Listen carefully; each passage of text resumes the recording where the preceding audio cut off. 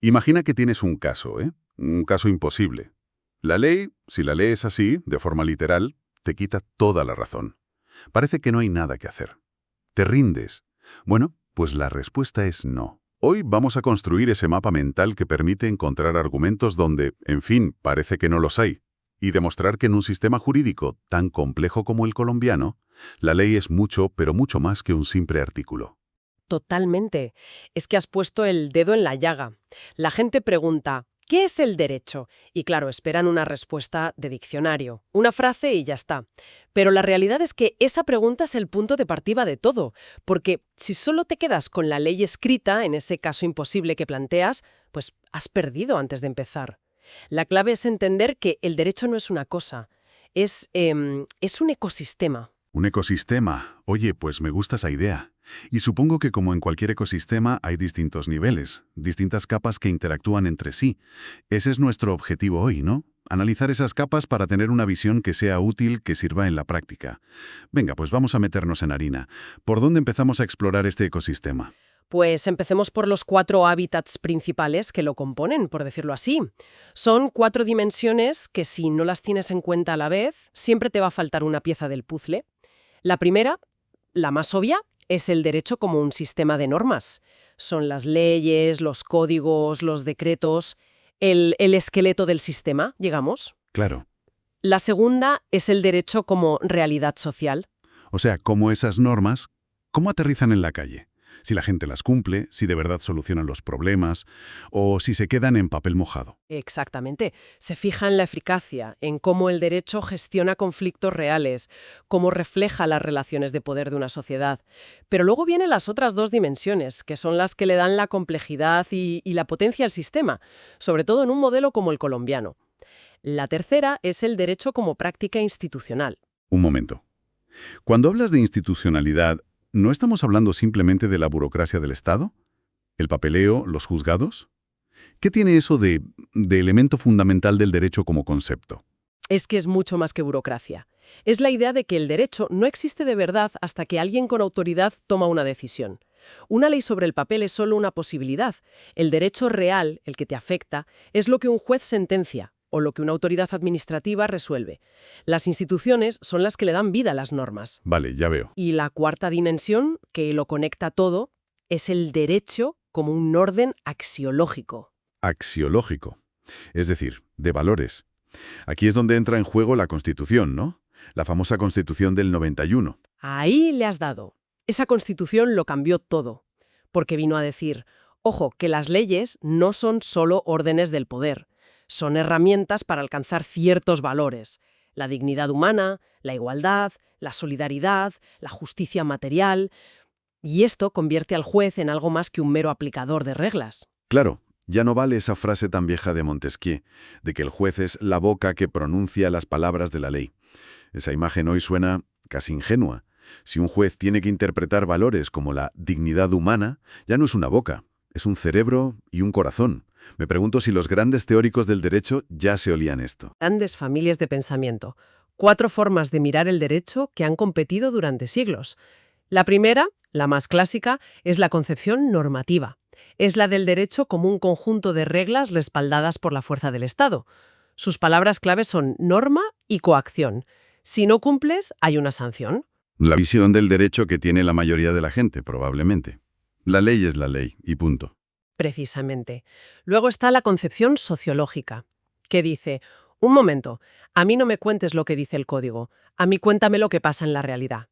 Se enfoca en la eficacia, en si las normas funcionan o no. Es el salto del papel a la vida real. Vale, entiendo esas dos. Una mira el deber ser y la otra el ser. Parecen opuestas. Lo son en su enfoque, sí, pero espera, la tercera es la concepción axiológica o valorativa. O sea, la idea de que el derecho no es una herramienta neutra como un martillo, no. Que lo mismo sirva para construir que para romper algo. Según esta visión, el derecho siempre tiene como una brújula moral incorporada, que son esos valores de la Constitución. Una analogía perfecta. El derecho, desde esta óptica, siempre tiene un propósito, una dirección. Y finalmente, la concepción institucional, que es muy pragmática. Sostiene que el derecho no es lo que dicen las leyes, ni siquiera lo que dicen los valores. El derecho es lo que los jueces dicen que es. Es la decisión final en un caso concreto. Un momento. Esto de las 4 concepciones, a ver, suena muy bien en la teoría, pero en la práctica, un abogado o un juez no termina eligiendo la que más le conviene. Parece una justificación a la carta para decidir lo que uno quiera. Es una objeción muy inteligente y es el riesgo, sí. Pero la clave del pensamiento jurídico moderno no es elegir una y descartar las demás, es integrarlas. Una buena decisión judicial hoy no puede basarse solo en la norma literal, ignorando las consecuencias sociales, que sería la visión sociológica, o los valores constitucionales en juego, la visión axiológica. La argumentación consiste precisamente en eso, en tejer un razonamiento que se sostenga desde las 4 perspectivas. Vale. O sea que el truco no es elegir un arma, sino saber combinarlas todas. Eso me lleva a una definición que intentaste antes. Dijiste algo como que el derecho es un sistema normativo e institucional de carácter público y social, orientado a organizar el poder, regular la conducta, resolver conflictos y proteger derechos conforme a los valores de la Constitución. Es densa, pero ahora la entiendo mucho mejor. Es una definición que lo integra todo. Ese es el objetivo. Y si la despiezamos, encontramos los ladrillos básicos de cualquier sistema jurídico. El primero, la norma jurídica. Es la unidad elemental. Un supuesto de hecho, si matas a alguien, y una consecuencia jurídica. Irás a la cárcel. Es general, abstracta y sobre todo obligatoria. Y si la gente no la cumple voluntariamente, entra el segundo ladrillo. La coercibilidad. La amenaza del uso de la fuerza del Estado. Es lo que diferencia una norma jurídica de, no sé, una norma moral o una recomendación de tu madre. Justo. El Estado tiene el monopolio de la fuerza legítima para garantizar que se cumpla. Pero como decíamos, normas y sanciones necesitan una estructura para funcionar. Y ese es el tercer elemento, la institucionalidad, el entramado de Congreso, Gobierno, jueces, policía. Sin ellos, las leyes serían un brindis al sol. Y creo que mencionaste un cuarto elemento. La bilateralidad. Sí, es un rasgo muy distintivo. A diferencia de la moral, que puede ser un diálogo con tu propia conciencia, el derecho siempre es relacional.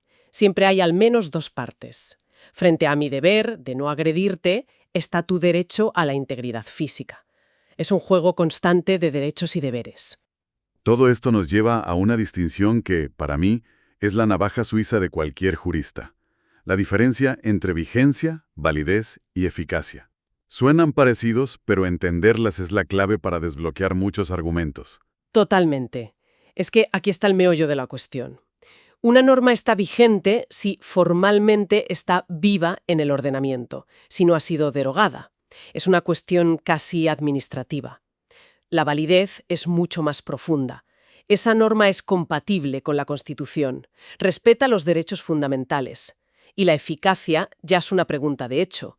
¿En el mundo real se cumple? ¿Se aplica? ¿Sirve para algo? Y aquí es donde un abogado se gana el sueldo. Imagina un caso de desahucio. La ley que permite el desalojo es vigente y, en principio, válida.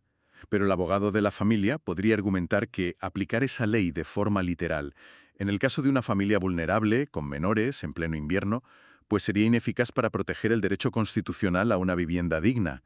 De repente, no estás discutiendo la ley, estás discutiendo sus consecuencias a la luz de un valor superior. Has descrito a la perfección un argumento jurídico sofisticado. No niegas la existencia de la norma, su vigencia, sino que atacas su aplicación en el caso concreto. Dices que es contrario a un principio fundamental, lo que afecta a su validez en la aplicación, o que genera un resultado socialmente inaceptable, o sea, su ineficacia para realizar un valor. Es un juego a 3 bandas. Es una idea de qué es el derecho y de qué está hecho. Pero, ¿para qué sirve todo este montaje tan complejo? ¿Cuáles son sus funciones? Pues podemos agruparlas en 5 grandes misiones, digamos, en un Estado social de derecho. La primera, la más básica, ordenación social. El derecho crea un marco de juego predecible. Reduce la incertidumbre, nos permite firmar contratos, conducir por la derecha. En general, no matarnos los unos a los otros. Genera expectativas estables. La base de la convivencia, vaya. Exacto. La segunda es la organización del poder. Muy importante. El derecho somete al propio Estado a reglas. Le dice al presidente lo que puede y no puede hacer, al Parlamento cómo hacer leyes, a los jueces cómo juzgar, es el antídoto contra la arbitrariedad. La tercera función es la de resolución pacífica de conflictos. Es la razón de ser de los tribunales. Y no solo de los tribunales, también de la mediación, el arbitraje. Ofrece canales institucionales para que la gente resuelva sus disputas sin recurrir a la violencia. Sustituye la venganza por el proceso. Y luego vienen dos funciones que son el corazón del Estado social de derecho moderno. A ver, La cuarta, la protección de derechos. El derecho ya no solo impone deberes, reconoce y arma a los ciudadanos con derechos fundamentales. Y, lo que es crucial, crea herramientas como la acción de tutela para que puedan defenderlos eficazmente, incluso contra el propio Estado. Y la quinta es la más ambiciosa, la transformación social. espera. Esta última función, la de transformación social, me suena casi a activismo político. No choca frontalmente con la primera función, la de dar orden y seguridad. Parece que el sistema está en guerra consigo mismo. Querer estabilidad y cambio a la vez es complicado. Esa es precisamente la tensión creativa del Estado social de derecho. No es solo un árbitro neutral que mantiene el status quo. La Constitución le da un mandato de mejora. Piensa en las leyes de igualdad de género, las normativas de protección ambiental. Esas normas no describen la sociedad como es, sino como aspira a ser. Y sí, eso genera conflictos y tensiones enormes, pero es parte del diseño. O sea que el derecho es a la vez el árbitro del partido, el manual de instrucciones del juego y el plan del entrenador para ganar en el futuro. Quiere que el partido sea justo hoy, pero también que el equipo mejore para la temporada que viene. Me gusta mucho esa analogía. Captura muy bien esa doble naturaleza. Y esa tensión nos lleva de cabeza a la conclusión de todo esto.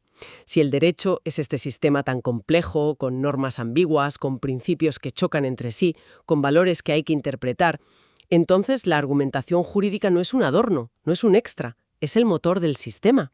Entonces, si unimos todos los puntos, lo que estamos diciendo es que no hay derecho operativo sin argumentación. No basta con recitar el artículo de memoria. Saber derecho es, en realidad, saber argumentar. Exactamente. La argumentación es la herramienta para, primero, reconstruir el significado de las normas, que rara vez es evidente. Segundo, para resolver las colisiones entre derechos y principios, por ejemplo, entre la libertad de expresión y el derecho al honor. No hay una regla matemática para eso, hay que ponderar. Ponderar, la palabra mágica de los jueces. La palabra clave, sí. Y tercero, y esto es fundamental en una democracia, la argumentación sirve para justificar una decisión de forma racional, de modo que la sociedad pueda entenderla y controlarla. Un juez no puede decir fallo así porque lo siento así. Tiene que dar razones convincentes. Y esto le da la vuelta a cómo debe trabajar un jurista. Ya no se trata de ir al código, buscar el artículo y aplicarlo. Se trata de integrar ese artículo con lo que han dicho los tribunales, con los principios de la Constitución y con los hechos del caso. La pregunta ya no es qué dice la norma, sino cómo se debería decidir este caso de forma justa y con qué razones puedo persuadir al juez. Has llegado al corazón del asunto. La práctica jurídica se convierte en un ejercicio de construcción del mejor argumento posible, moviéndote con soltura por todas esas dimensiones. Es un cambio de mentalidad brutal. Pasar de ser un conocedor de leyes a ser un arquitecto de argumentos. Sin duda. Y si tuviéramos que empaquetar las conclusiones de este análisis, yo diría tres cosas. La primera, el derecho en un país como Colombia es un sistema complejo. Es normativo, sí, pero también es institucional y, fundamentalmente, axiológico. Está orientado por los valores de la Constitución. La segunda, por lo que veo, es que manejar conceptos como validez, vigencia y eficacia y entender las funciones del derecho no es teoría. Son las herramientas prácticas para ir más allá del texto y construir un caso sólido. Y la tercera conclusión es que la naturaleza del derecho es, en realidad, triple.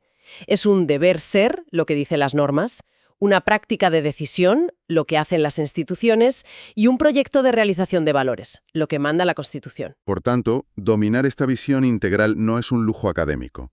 Es el punto de partida para cualquier análisis jurídico serio. Es, como decíamos al principio, el mapa que necesitas para navegar el sistema y para ganar ese caso que parecía imposible. Precisamente. Y quizá para dejar una idea flotando. Si hemos aceptado que el derecho no solo describe la realidad, sino que también aspira a transformarla guiado por valores como la justicia y la dignidad, la pregunta que queda siempre abierta es ¿en qué medida las decisiones jurídicas de cada día, desde la firma de un contrato hasta la sentencia más elaborada, contribuyen realmente a cerrar la brecha entre ese deber ser que proclama la Constitución y la realidad social que vivimos?